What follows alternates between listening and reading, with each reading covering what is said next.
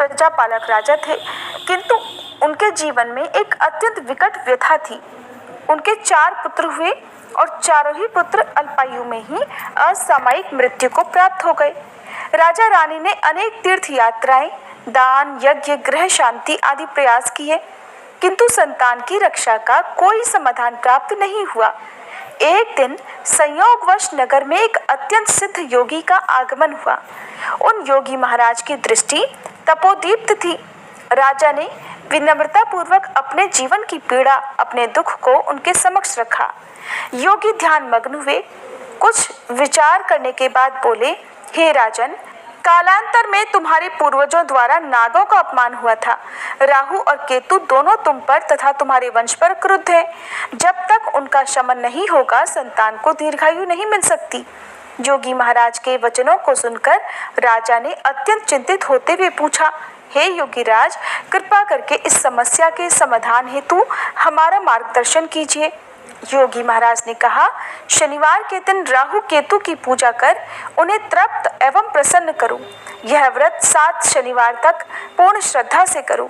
नागों को दूध अर्पित कर काले तिल और उड़द का दान करो तथा काले कुत्ते को रोटी खिलाओ।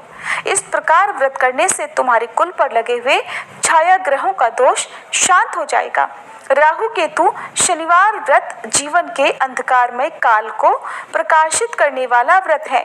श्रद्धा, संयम, क्षमा तथा सत्कर्मों सहित यह व्रत करने से कर्मजन्य दोषों की भी शांति संभव है।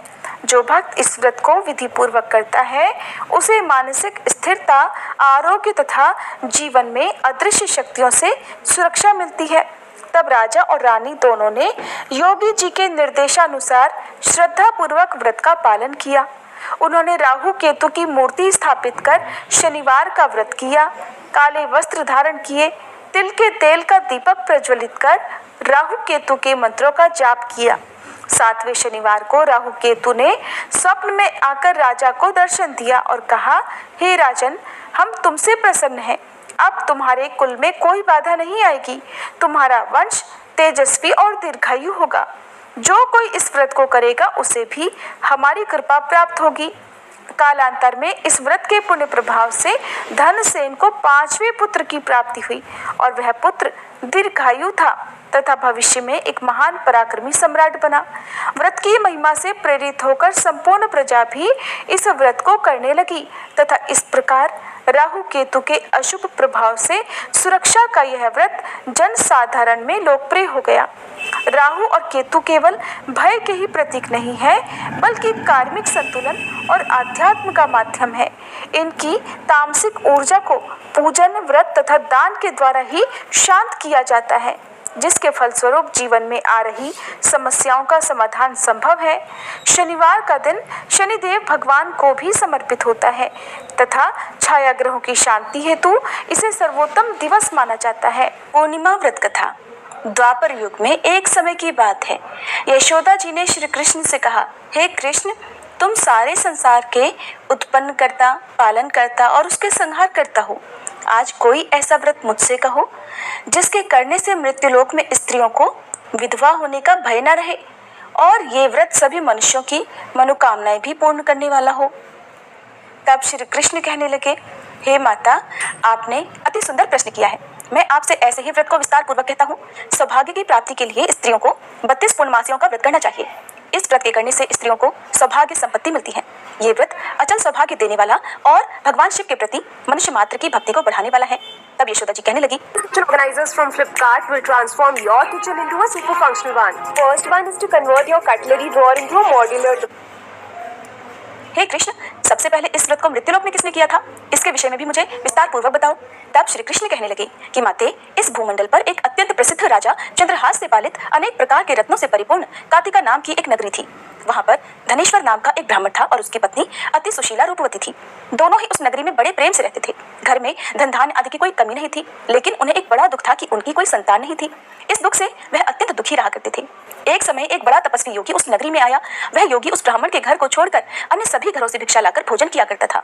एक दिन वह योगी रूपवती से भिक्षा न लेकर किसी दूसरे घर से भिक्षा लेकर गंगा किनारे जाकर भिक्षा में मिले अन्न को प्रेम पूर्वक खा रहा था कि धनेश्वर ने योगी का ये सब कार्य किसी प्रकार से देख लिया। अपनी भिक्षा के अनादर से दुखी होकर धनेश्वर योगी से बोला, महात्मन, आप सभी घरों से भिक्षा लेते हैं किंतु मेरे घर की भिक्षा कभी नहीं लेते, इसका क्या कारण है? तब योगी ने कहा कि निसंतान के घर की भीख पतितों के अन्न के समान होती है और जो पतितों का अन्न खाता है वो भी पतित हो जाता है। क्योंकि तुम निसंतान हो इसलिए पतित हो जाने के भय से मैं तुम्हारे घर की भिक्षा नहीं लेता। धनेश्वर ये बात सुनकर अपने मन में बहुत दुखी हुआ और हाथ जोड़कर योगी के पैरों में गिर पड़ा और विनीत स्वर से कहने लगा, हे महात्मन, अगर ऐसा है तो आप ही मुझे पुत्र प्राप्ति का कोई उपाय बताइए। आप तो सब कुछ जानने वाले हैं, मुझ पर ये अवश्य ही कृपा कीजिए। धन की मेरे घर में कोई कमी नहीं, किंतु कोई पुत्र न होने के कारण मैं अत्यंत दुखी हूँ। आप मेरे इस दुख को दूर करें। यह सुनकर योगी कहने लगे, हे ब्राह्मण, तुम देवी चंडी की आराधना करो। फिर घर आकर उसने अपनी पत्नी से सारा वृतांत कहा और खुद तपस्या करने के लिए वन में चला गया। वन में जाकर उसने देवी चंडी की उपासना की और उपवास किया। चंडी देवी ने 16वें दिन उसको स्वप्न में दर्शन दिए और कहा, हे धनेश्वर, जा तेरे पुत्र होगा, परंतु वह 16 वर्ष की आयु में ही मृत्यु को प्राप्त हो जाएगा। अगर तुम दोनों पति पत्नी 32 पूर्णमासियों का व्रत विधि पूर्वक करोगे तो वह दीर्घायु होगा। जितनी तुम्हारी सामर्थ्य हो आटे के उतने दिए बनाकर शिव जी का पूजन करना, किंतु पूर्णमासी को 32 की संख्या पूरी हो जानी चाहिए। प्रातःकाल होने पर इस स्थान के पास ही तुम्हें आम का एक वृक्ष दिखाई देगा, उस पर चढ़कर तुम एक फल तोड़कर जल्दी अपने घर चले जाना और अपनी पत्नी से सारा वृतांत कहना। ऋतु स्नान के बाद वह स्वच्छ होकर श्री शंकर जी का ध्यान करके उस फल को खा लेगी, तब शंकर भगवान की कृपा से उसको गर्भ ठहर जाएगा। जब वह ब्राह्मण प्रातःकाल उठा तो उसने उस स्थान के पास ही आम का एक वृक्ष देखा जिस पर अत्यंत सुंदर आम का एक फल लगा हुआ था। ब्राह्मण ने उस आम के वृक्ष पर चढ़कर फल को तोड़ने का प्रयास किया, किंतु वृक्ष पर कई बार प्रयास करने पर भी वह नहीं चढ़ पाया। अब तो ब्राह्मण को बड़ी चिंता हुई। तब वह विघ्न विनाशक श्री गणेश जी की वंदना करने लगा कि हे दयानिधे, अपने भक्तों के विघ्नों का नाश करके उनके मंगल कार्य को करने वाले, दुष्टों का नाश करने वाले, रिद्धि सिद्धि के देने वाले आप मुझ पर कृपा करें। प्रभु, मुझे इतना बल दें कि मैं अपने मनोरथ को पूर्ण कर सकूं। इस प्रकार सच्चे मन से गणेश भगवान की प्रार्थना करने पर वह भगवान की कृपा से वृक्ष पर चढ़ गया। वृक्ष पर से फल तोड़कर उसने घर आकर अपनी पत्नी को वह फल लाकर दे दिया और उसकी पत्नी ने अपने पति के कहे अनुसार उस फल को खा लिया और वह गर्भवती हो गई। देवी चंडी की असीम कृपा से उसे एक अत्यंत सुंदर पुत्र हुआ जिसका नाम उन्होंने देवीदास रखा। माता पिता के हर्ष और शोक के साथ वह बालक शुक्ल पक्ष के चंद्रमा की तरह अपने पिता के घर में पढ़ने लगा। देवी की कृपा से वह बालक बहुत ही सुंदर, सुशील और विद्या में बहुत निपुण हो गया। देवी की आज्ञा अनुसार उसकी माता ने 32 पूर्णमासी का व्रत रखना आरंभ कर दिया जिससे उसका पुत्र बड़ी आयु वाला हो जाए। 16वां वर्ष लगते लगते देवीदास के माता पिता को बड़ी चिंता हो गई कि कहीं उनके पुत्र की इस वर्ष मृत्यु न हो जाए।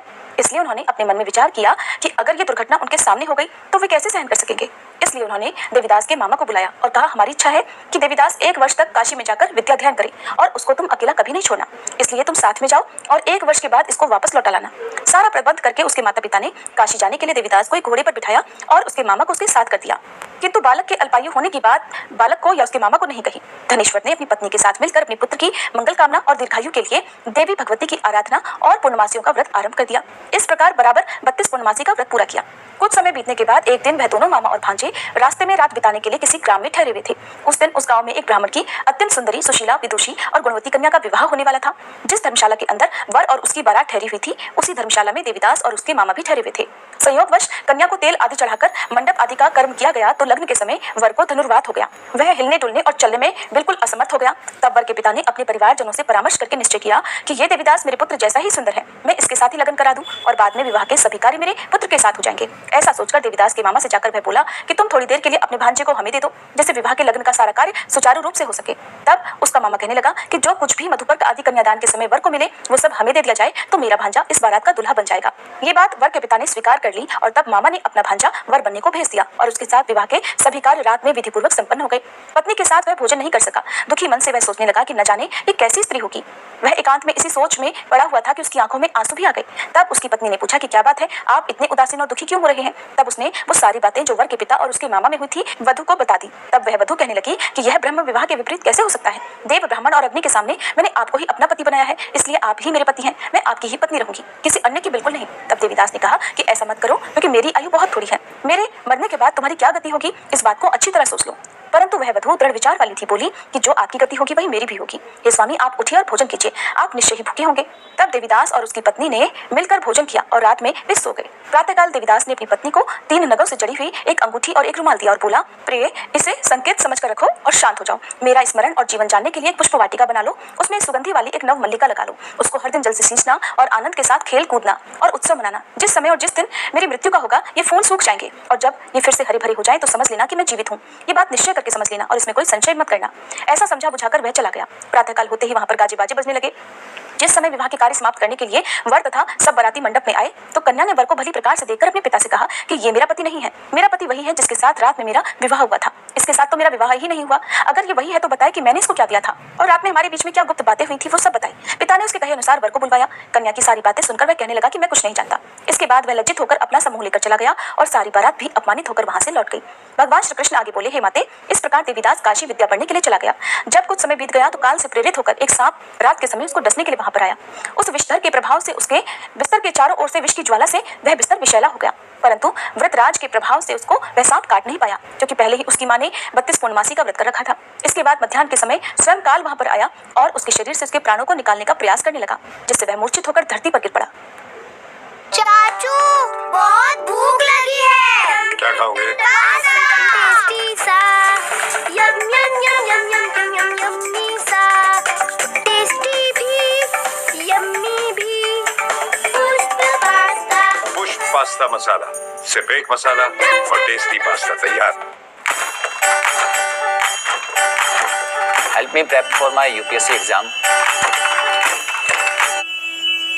भगवान की कृपा से उस समय देवी पार्वती जी के साथ श्री शंकर जी वहां पर आ गए। उसको मूर्छित दशा में देखकर देवी पार्वती ने भगवान से प्रार्थना की, हे प्रभु, इस बालक की माता ने पहले 32 पूर्णमासी का व्रत किया था, जिसके प्रभाव से हे भगवान अब आप इसको प्राणदान दे दीजिए। देवी के कहने पर भक्त वत्सल भगवान ने उस बालक को प्राणदान दे दिया। इस व्रत के प्रभाव से काल को भी पीछे हटना पड़ा और देवीदास स्वस्थ होकर बैठ गया। उधर उसकी पत्नी उसके काल की प्रतीक्षा किया करती थी। एक दिन उसने देखा कि उस पुष्प वाटिका में पत्र पुष्प कुछ भी नहीं रहे, सब कुछ सूख कर नष्ट हो गए हैं, तो उसे बड़ा आश्चर्य हुआ। किंतु कुछ ही क्षण में वह सब वाटिका पहले की तरह हरी भरी हो गई। तब वह समझ गई कि उसके पति पुनर्जीवित हो गए हैं। ये देखकर वह बहुत प्रसन्न होकर अपने पिता से कहने लगी, पिताजी, मेरे पति जीवित हैं, आप उनको ढूंढिए। जब 16वां वर्ष बीत गया तो देवीदास भी अपने मामा के साथ काशी से वापस अपने घर के लिए चल पड़ा। इधर उसके ससुर उसको ढूंढने के लिए घर से जाने ही वाले थे कि वह दोनों मामा भांजा वहीं पर आ गए। उसको आया देखकर उसका ससुर बड़ी प्रसन्नता के साथ उसे अपने घर में ले गया। उस समय नगर के निवासी भी वहां इकट्ठा हो गए और फिर सब ने निश्चय किया कि अवश्य ही इस बालक के साथ इसी कन्या का विवाह हुआ था। उस बालक को जब कन्या ने देखा तो पहचान लिया और कहा कि ये तो वही है जो संकेत करके गए थे। फिर सब कहने लगे कि भला हुआ जो ये आ गया, और तब सब नगरवासियों ने खूब आनंद मनाया। कुछ दिन के बाद देवीदास अपनी पत्नी और अपने मामा के साथ अपने ससुर के घर से बहुत सारा उपहार लेकर अपने घर की ओर चल पड़ा। जब वह अपने नगर के निकट गया तो कई लोगों ने उसे देखकर उसके माता पिता को पहले ही जाकर सूचना दे दी कि तुम्हारा पुत्र देवीदास अपनी पत्नी और मामा के साथ आ रहा है। ऐसा सुनकर पहले तो उन्हें विश्वास ही नहीं हुआ, किंतु जब और लोगों ने भी आकर उनकी बात का समर्थन किया तब उन्हें बड़ा आश्चर्य हुआ। इतने में ही देवीदास भी अपने घर पहुंच गया और देवीदास ने अपने माता पिता के चरणों में सिर रखकर प्रणाम किया और उसकी पत्नी ने भी अपने सास ससुर के चरणों को स्पर्श किया। तो माता पिता ने अपने पुत्र और पुत्रवधू को अपने हृदय से लगा लिया और सबकी आंखों से प्रेम के आंसू बहने लगे। अपने पुत्र और पुत्रवधू के आने की खुशी में धनेश्वर ने बड़ा भारी उत्सव किया और ब्राह्मणों को भी बहुत सी दान दक्षिणा देकर प्रसन्न किया। भगवान श्री कृष्ण कहने लगे, माते, इस प्रकार धनेश्वर 32 पूर्णमासियों के व्रत के प्रभाव से पुत्रवान हो गया। जो भी स्त्रियां इस व्रत को करती हैं वे जन्म जन्मांतर में भी वैधव्य का दुख नहीं भुगती और सदैव सौभाग्यवती रहती है। ये मेरा वचन है, इसमें कोई संदेह नहीं। यह व्रत पुत्र पौत्रों को देने वाला तथा संपूर्ण मनोकामनाओं को पूर्ण करने वाला है। 32 पूर्णमासियों के व्रत करने से व्रती की सारी इच्छाएं भगवान की कृपा से पूर्ण हो जाती हैं। अब सुनिए पुरुषोत्तम मास का वो पावन अध्याय जो प्रत्येक दिन नियम से सुनना चाहिए। एक बार की बात है, हजारों ऋषि यज्ञ करने के लिए नैमिषारण्य नामक पवित्र स्थान पर एक साथ एकत्रित हुए। उनके बहुत अच्छे भाग्य के लिए महान ऋषि सूत जी गोस्वामी जो विभिन्न तीर्थ स्थलों की यात्रा कर रहे थे, अपने शिष्यों के साथ वहां पहुंचे। वहां उपस्थित ऋषि मुनियों में उन्हें देखने का बहुत उत्साह था। वे सभी तुरंत महान ऋषि को सम्मान देने के लिए खड़े हो गए। उन्हें एक बहुत अच्छा व्यास आसन दिया और उनसे हाथ जोड़कर उस पर बैठने का अनुरोध किया। फिर नैमिषारण्य के ऋषियों ने श्री सूत जी महाराज से हाथ जोड़कर कहा, हे सूत जी, हम सभी आपसे विनम्रता पूर्वक अनुरोध कर रहे हैं कि कृपया हमें भगवान के सर्वोच्च व्यक्तित्व की अद्भुत गतिविधियों और लीलाओं के बारे में कुछ बताएं। ऐसी हजारों कथाएं हैं, लेकिन हम सबसे उत्तम सुनना चाहते हैं जिसके पालन से हम सभी इस भौतिक संसार से मुक्त हो सकते हैं और भगवान के धाम लौट सकते हैं। शौनक आदि ऋषियों की अध्यक्षता में इन ऋषियों द्वारा किए गए अनुरोध को सुनकर श्री सूत जी ने बोलना प्रारंभ किया, हे ऋषियों, कृपया मेरी बात सुनिए। मैं पहले पुष्कर तीर्थ गया, फिर हजारों अन्य तीर्थों का भ्रमण कर हस्तिनापुर पहुंचा। वहां गंगा तट पर मैंने हजारों ऋषियों को परीक्षित महाराज के साथ बैठे देखा।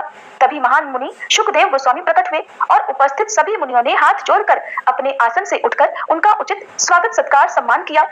सभी ऋषियों ने सर्वसम्मति से शुकदेव जी को कमल व्यास आसन अर्पित किया, जो उस वक्ता के लिए था कि जो जो परीक्षित महाराज जी को कृष्ण कथा सुनाएगा।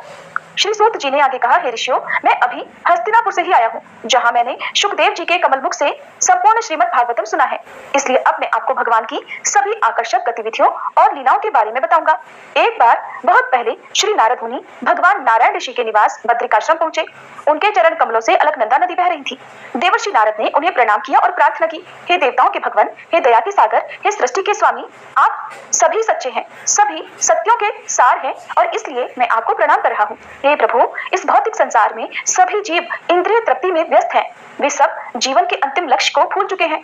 इसलिए कृपया कुछ ऐसा समझाएं जो मेरे जैसे सन्यासी क्रम में गृहस्थों और ऋषियों दोनों के लिए सहायक हो। कुछ ऐसा जो हमें आत्म साक्षात्कार प्राप्त करने और वापस भगवत की ओर लौटने में मदद करे। नारद जी के मधुर वचनों को सुनकर भगवान नारायण मुस्कुराए। उन्होंने कहा, हे नारद, कृपया परम पुरुषोत्तम भगवान श्री कृष्ण की परम पवित्र लीलाओं के बारे में कथन सुने, क्योंकि वे सभी पाप पूर्ण प्रतिक्रिया को कम कर देंगे।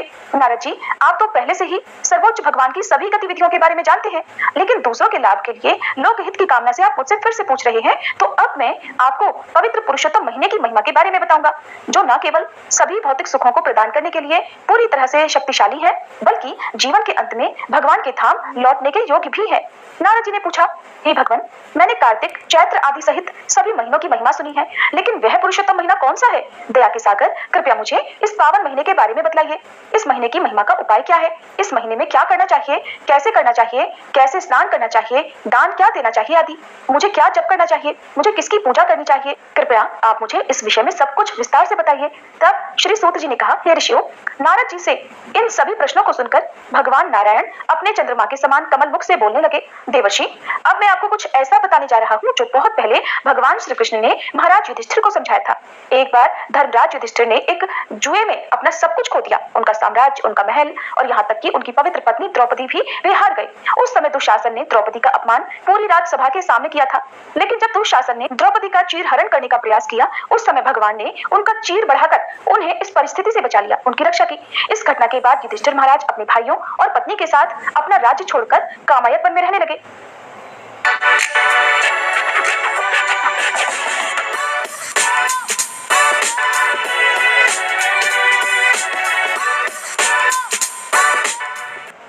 बेबी 用品なら楽天市場。毎日使うものも一緒に外へ行くお供も。 एक बार देवकी के पुत्र श्री कृष्ण उस वन में पांडवों के पास गए। द्रौपदी सहित सभी पांडव अपने भगवान को देखकर बड़े प्रसन्न हुए। श्री कृष्ण के दर्शन मात्र से ही उन सभी में एक नई ऊर्जा का संचार हुआ। पांडवों की दयनीय स्थिति को देखकर भगवान बड़े परेशान हुए और साथ ही वे दुर्योधन पर क्रोधित भी हो गए। ऐसा प्रतीत हुआ मानो भगवान पूरे ब्रह्मांड को नष्ट करने जा रहे हैं और इसलिए पांडव भयभीत हो गए और सभी विनम्र भाव से भगवान से प्रार्थना करने लगे। अर्जुन की विनम्र प्रार्थना सुनकर भगवान ने स्वयं की रचना की और कहा, हे अर्जुन, आप सभी से बहुत प्रसन्न होकर और मेरे प्रति आपकी भक्ति और मित्रता के भाव से प्रसन्न होकर अब मैं आपको पुरुषोत्तम मास की अद्भुत महिमा के बारे में बताऊंगा। हे अर्जुन, एक बार की बात है, सूर्य और चंद्रमास के दौरान इस संसार में एक अतिरिक्त महीना आया। हर एक ने इस महीने को अशुभ माना और यहाँ तक कि इसे मल जैसे महीने के रूप में भी देखा। जिस प्रकार मल को नहीं छूना चाहिए, उसी प्रकार इस मास को भी अछूत माना गया। यह लगातार असुरक्षित और निंदित किया गया था और किसी भी धार्मिक और शुभ गतिविधियों के लिए एक अनुचित समय के रूप में सभी देवी देवताओं द्वारा अस्वीकार कर दिया गया था। सभी देवी देवताओं द्वारा इस प्रकार ठुकराए जाने के कारण और लगातार केवल अपशब्दों और निंदा सुनने से यह अतिरिक्त महीना बहुत दुखी हो गया। वह भगवान को अपनी दुखद स्थिति समझाने के लिए वैकुंठ में आया। भगवान विष्णु को उनके सिंहासन पर देखकर वह दुख और शोक के भाव से उनके चरण कमलों में गिर पड़ा। उसकी आंखों से अश्रुधारा बह रही थी। वह भगवान से प्रार्थना करने लगा, हे दया के सागर, मैं आपके पास लाचार आया हूँ। मुझे संसार के सभी लोगों द्वारा अस्वीकार कर दिया गया है। मेरी भरपूर निंदा की गई है। कृपया मेरी रक्षा कीजिए। कृपया मुझ पर अपनी दया दिखाइए प्रभु। कृपया आप मेरे प्रति उदासीन न होइए। ऐसा कहते हुए अतिरिक्त मास भगवान विष्णु के चरणों में बैठा रोता रहा और उदास मन से उनके सामने बैठ गया। अतिरिक्त महीने की विनम्र और दयनीय स्थिति को देखकर भगवान विष्णु उसके प्रति बहुत दयालु हो गए। उन्होंने उससे कहा कि विलाप मत करो, मैं तुम्हें तुम्हारे सभी दुखों से मुक्त कर दूंगा। कृपया रोना बंद करो। मेरे चरण कमलों में शरण लेकर विलाप करना उचित नहीं है। भगवान के इतनी सांत्वना देने के बाद अब वह अतिरिक्त महीना आप प्रसन्न हो गया और बोला, हे प्रभु, आप मेरी दर्दनाक स्थिति के बारे में सब कुछ जानते हैं। इन तीनों लोकों में मुझसे अधिक दयनीय अवस्था में कोई नहीं है। सबसे पहले अन्य सभी महीनों, वर्षा, दिनों, रातों, दिशाओं आदि की रक्षा आपके द्वारा की जा रही है और इसीलिए वे हमेशा अपने अद्वितीय आकर्षक अवस्था में निडर होकर आगे बढ़ रहे हैं और इन सभी मासों का कोई ना कोई स्वामी है, किंतु मेरा स्वामी कोई नहीं है। सभी देवताओं और मनुष्य तक ने मुझे किसी भी शुभ कार्य के लिए अस्वीकार कर दिया है। इस कारण से हे प्रभु, मैं अभी इसी क्षण अपने प्राण त्यागना चाहता हूँ। ऐसा कहकर वह अतिरिक्त मास भगवान के चरणों में गिरकर एक बार फिर से विलाप करने लगा और मूर्छित हो गया। तब भगवान विष्णु के अनुरोध करने पर गरुड़ जी ने अपने पंखों से उसके ऊपर हवा करना शुरू किया। कुछ समय के बाद उसकी मूर्छा दूर हुई और वह बोलने लगा, हे ब्रह्मांड के स्वामी, मुझे आपकी शरण की आवश्यकता है, इसलिए कृपया आप मेरी रक्षा करें। तब भगवान विष्णु ने उस अतिरिक्त महीने से कहा, हे बालक, हे वत्स, आप कृपया विलाप मत करो। आपकी सभी दयनीय स्थितियां अब बहुत जल्दी समाप्त हो जाएंगी। उठो और मेरे साथ गोलोक वृंदावन आओ, जो महान योगियों द्वारा भी अप्राप्य है। गोलोक भगवान श्री कृष्ण का वास है। यहाँ भगवान श्री कृष्ण अपने 2 हाथ के रूप में हैं, जो गोपियों से घिरे हुए हैं और उनकी शाश्वत लीलाओं का आनंद भोग रहे हैं। गोलोक के सर्वोच्च श्री कृष्ण आपको आपके सभी दुखों से मुक्ति दिलाएंगे। कृपया मेरे साथ आइए। इस प्रकार कहते हुए भगवान विष्णु ने हाथ से अतिरिक्त अर्थात मलमास को गोलोक में ले लिया। दूर स्थान से भगवान विष्णु और अतिरिक्त मास ने गोलोक के तेज को देखा। इस आश्चर्यजनक और दिव्य तेज ने मलमास को अपनी आंखें बंद करने के लिए विवश कर दिया। इसलिए भगवान विष्णु स्वयं आगे होकर अतिरिक्त मास को अपने पीछे रखते हुए गोलोक के मुख्य द्वार तक आगे बढ़ते गए। वहां द्वारपाल ने उन्हें प्रणाम किया। परम धाम में पहुंचने के बाद भगवान श्री कृष्ण से मिले, जो कई समर्पित गोपियों से घिरे हुए थे। श्री कृष्ण ने जब भगवान श्री विष्णु के पीछे खड़े मलमास को देखा, जो अभी तक अश्रुधारा बहा रहा था, ये देखकर पूछा कि ये क्यों रो रहा है? ये तो गोलोक वृंदावन में है, फिर क्यों रो रहा है? तब भगवान श्री कृष्ण के वचन सुनकर भगवान विष्णु अपने आसन से उठे और अतिरिक्त मास की सारी दयनीय स्थिति समझाने लगे। उन्होंने उनसे इस असुरक्षित मास की रक्षा करने के लिए भी कहा। भगवान कृष्ण आपके अलावा यहाँ कोई नहीं है जो इस अतिरिक्त महीने को उसकी नारकीय स्थिति से बचा सके और उसे पूरी सुरक्षा दे सके। श्री सूत जी महाराज ने ऋषियों के सम्मुख अपना वक्तव्य जारी रखा। वे कहने लगे, हे ऋषियों, भगवान विष्णु ने अपना आसन ग्रहण किया और भगवान कृष्ण ने उनसे बहुत गोपनीय बातें की। जो बातें की उन्हें ध्यान से सुनो, क्योंकि अब मैं उन शब्दों को तुम सबके साथ सुनाने जा रहा हूँ। तब भगवान पुरुषोत्तम श्री कृष्ण ने कहा, हे श्री हरि विष्णु, आपने इस अतिरिक्त मास को मेरे पास लाकर बहुत बड़ा कार्य किया है। आप इस कृत्य को करने के लिए और भी प्रसिद्ध हो जाएंगे, क्योंकि आपने इस मलमास को स्वीकार कर लिया है। मैं भी इसे स्वीकार करूंगा। गुण, यश, ऐश्वर्य, प्राप्ति, सफलता और भक्तों को आशीर्वाद देने में मैं इस अतिरिक्त मास को अपने समान ही बनाऊंगा। ये मास मेरे लिए समान रूप से फलदायी होगा। मैं इस दुराचारी महीने में अपने सभी दिव्य गुणों को प्रदान कर रहा हूँ। मेरे नाम से यह मास इस संसार में पुरुषोत्तम मास के नाम से प्रसिद्ध होगा। हे जनार्दन, अब जब उसने मेरे गुणों को धारण कर ही लिया है, तो अब मैं स्वयं इस पुरुषोत्तम मास का स्वामी और रक्षक बनूंगा और मेरे समान होने के कारण यह मास अन्य सभी मासों का स्वामी होगा। अब यह मास सभी के लिए पूजनीय होगा, सभी को उसकी पूजा करनी होगी और ये मास मेरे जैसा ही शक्तिशाली है, जो अपने भक्तों को किसी भी प्रकार का आशीर्वाद दे सकता है। मैं अन्य मासों के विपरीत, जो किसी न किसी इच्छा से भरे हुए हैं, इस मास को इच्छा मुक्त कर रहा हूँ। अतः इस पवित्र मास में जो भक्त मन में किसी भी इच्छा को न रखकर निस्वार्थ भाव से पूजा साधना जब तप करेगा, उसके अगले पिछले सभी जन्मों के पाप भस्म होंगे और वह अंत में मेरे धाम वापस लौट आएगा। हे गरुड़ध्वज, भगवान श्री कृष्ण ने ऐसा कहकर अपना वक्तव्य जारी रखा कि मेरा गोलोक तपस्या करने वालों के लिए, परम गतिविधियों में लगे महात्माओं, ब्रह्मचर्य बनाए रखने वाले लोगों के लिए या अपने पूरे जीवन काल का उपवास रखने वालों के लिए अप्राप्य है। लेकिन केवल पुरुषोत्तम मास भर का पालन करके और भक्त बनकर कोई भी इस भौतिक सागर को आसानी से पार कर सकता है और वापस भगवान के धाम लौट सकता है। इस पुरुषोत्तम मास का पालन सभी तपों में सर्वश्रेष्ठ है। जिस तरह एक किसान अच्छी तरह से खेती की गई भूमि में बीज लगाकर एक समृद्ध फसल तैयार करता है, उसी तरह एक बुद्धिमान व्यक्ति जो इस पुरुषोत्तम मास में भगवान की भक्ति सेवा करता है, वह इस संसार में एक आनंदमय जीवन भोगकर अंत में अपने शरीर को छोड़कर मोक्ष को प्राप्त कर लेगा। दुर्भाग्यपूर्ण अज्ञानी व्यक्ति जो कोई जप नहीं करता, दान नहीं करता, भगवान श्री कृष्ण और उनके भक्तों का सम्मान नहीं करता, ब्राह्मणों के साथ ठीक से व्यवहार नहीं करता, दूसरों के साथ शत्रुता करता है और पुरुषोत्तम मास की निंदा करता है, वो नरक का द्वार देखता है। भगवान श्री कृष्ण ने कहा, कोई व्यक्ति अपने जीवन को तब तक सफल कैसे बना सकता है जब तक कि वह इस पुरुषोत्तम मास में भक्ति नहीं कर लेता। एक व्यक्ति जो पूरी तरह से इंद्रिय तृप्ति में ही लगा हुआ है और इस पवित्र मास को कोई विशेष महत्व नहीं देता, वह निश्चित ही नरक भोगता है। सभी मनुष्यों को इस पुरुषोत्तम मास में कुछ भक्ति सेवा करनी चाहिए, जैसे कि पवित्र नदी में स्नान करना, मेरे पवित्र नाम का जप करके मेरी पूजा करते हुए श्री कृष्ण नाम जपना और कुछ सामर्थ के अनुसार दान दक्षिणा देना। एक भाग्यशाली व्यक्ति जो मेरे निर्देशों का पालन करता है और इस पुरुषोत्तम महीने का ठीक ढंग से पालन करता है और श्रद्धा भाव से मेरा पूजन करता है, वह इस संसार के सभी सुखों को प्राप्त कर लेता है और अंत में वह मेरे गोलोक धाम में वापस आएगा। मेरे निर्देशों का पालन करते हुए सभी को पुरुषोत्तम मास की पूजा करनी चाहिए, क्योंकि मैंने इसे अन्य सभी मासों में सर्वश्रेष्ठ बनाया है। इस प्रकार जो भी भक्त सच्चे मन से अधिक मास यानी पुरुषोत्तम मास में भगवान श्री पुरुषोत्तम का पूजन, ध्यान या स्मरण करता है, उनके सभी कष्ट भगवान की कृपा से दूर होते हैं। ये थी आज की कथाएं। सभी प्रेम से बोलिए पूर्णिमा व्रत की जय।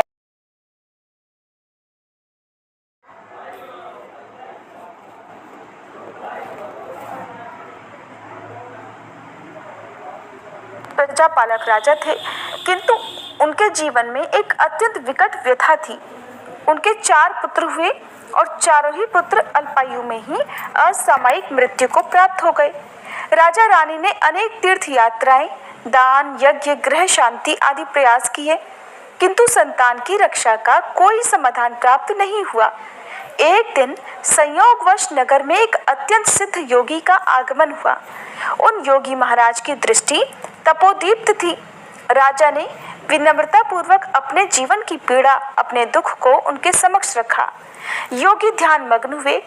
कुछ विचार करने के बाद बोले, हे राजन, कालांतर में तुम्हारे पूर्वजों द्वारा नागों का अपमान हुआ था। राहु और केतु दोनों तुम पर तथा तुम्हारे वंश पर क्रुद्ध है। जब तक उनका शमन नहीं होगा, संतान को दीर्घायु नहीं मिल सकती। योगी महाराज के वचनों को सुनकर राजा ने अत्यंत चिंतित होते हुए पूछा, हे योगीराज, कृपा करके इस समस्या के समाधान हेतु हमारा मार्गदर्शन कीजिए। योगी महाराज ने कहा, शनिवार के दिन राहु केतु की पूजा कर उन्हें तृप्त एवं प्रसन्न करो। यह व्रत 7 शनिवार तक पूर्ण श्रद्धा से करो। नागों को दूध अर्पित कर काले तिल और उड़द का दान करो तथा काले कुत्ते को रोटी खिलाओ। इस प्रकार व्रत करने से तुम्हारे कुल पर लगे हुए छाया ग्रहों का दोष शांत हो जाएगा। राहु केतु शनिवार व्रत जीवन के अंधकारमय काल को प्रकाशित करने वाला व्रत है। श्रद्धा, संयम, क्षमा तथा सत्कर्मों सहित यह व्रत करने से कर्मजन्य दोषों की भी शांति संभव है। जो भक्त इस व्रत को विधि पूर्वक करता है, उसे मानसिक स्थिरता, आरोग्य तथा जीवन में अदृश्य शक्तियों से सुरक्षा मिलती है। तब राजा और रानी दोनों ने योगी जी के निर्देशानुसार श्रद्धा पूर्वक व्रत का पालन किया। उन्होंने राहु केतु की मूर्ति स्थापित कर शनिवार का व्रत किया, काले वस्त्र धारण किए, तिल के तेल का दीपक प्रज्वलित कर राहु केतु के मंत्रों का जाप किया। 7वें शनिवार को राहु केतु ने स्वप्न में आकर राजा को दर्शन दिया और कहा, हे राजन, हम तुमसे प्रसन्न हैं। अब तुम्हारे कुल में कोई बाधा नहीं आएगी। तुम्हारा वंश तेजस्वी और दीर्घायु होगा। जो कोई इस व्रत को करेगा, उसे भी हमारी कृपा प्राप्त होगी। कालांतर में इस व्रत के पुण्य प्रभाव से धनसेन को 5वें पुत्र की प्राप्ति हुई और वह पुत्र दीर्घायु था तथा भविष्य में एक महान पराक्रमी सम्राट बना। व्रत की महिमा से प्रेरित होकर संपूर्ण प्रजा भी इस व्रत को करने लगी तथा इस प्रकार राहु केतु के अशुभ प्रभाव से सुरक्षा का यह व्रत जन साधारण में लोकप्रिय हो गया। राहु और केतु केवल भय के ही प्रतीक नहीं है, बल्कि कार्मिक संतुलन और आध्यात्म का माध्यम है। इनकी तामसिक ऊर्जा को पूजन, व्रत तथा दान के द्वारा ही शांत किया जाता है, जिसके फलस्वरूप जीवन में आ रही समस्याओं का समाधान संभव है। शनिवार का दिन शनिदेव भगवान को भी समर्पित होता है तथा छाया ग्रहों की शांति हेतु इसे सर्वोत्तम दिवस माना जाता है। पूर्णिमा व्रत कथा। द्वापर युग में एक समय की बात है। यशोदा जी ने श्री कृष्ण से कहा, हे कृष्ण, तुम सारे संसार के उत्पन्न करता, पालन करता और उसके संहार करता हो।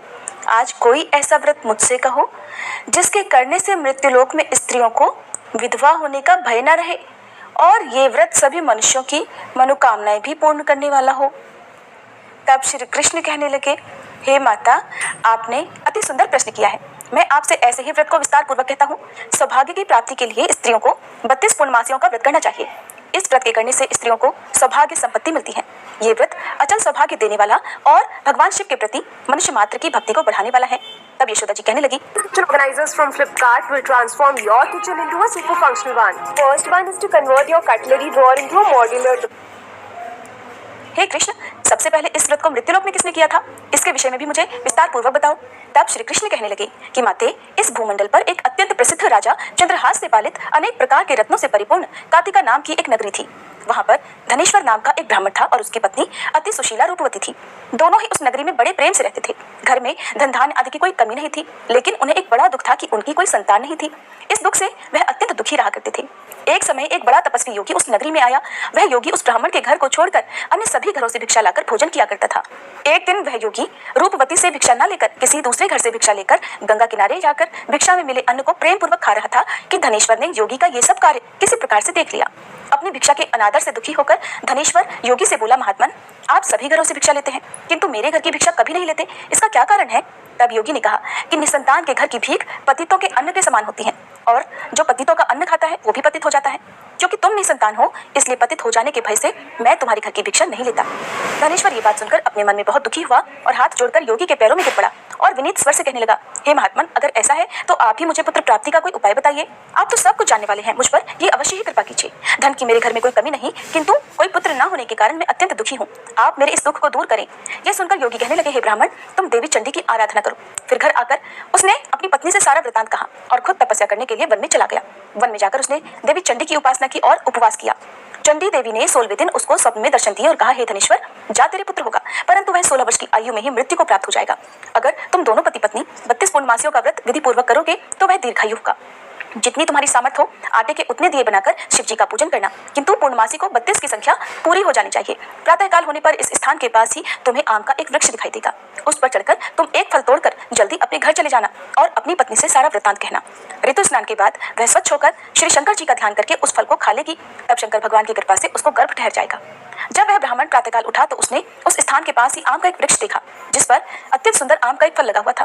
ब्राह्मण ने उस आम के वृक्ष पर चढ़कर फल को तोड़ने का प्रयास किया, किंतु वृक्ष पर कई बार प्रयास करने पर भी वह नहीं चढ़ पाया।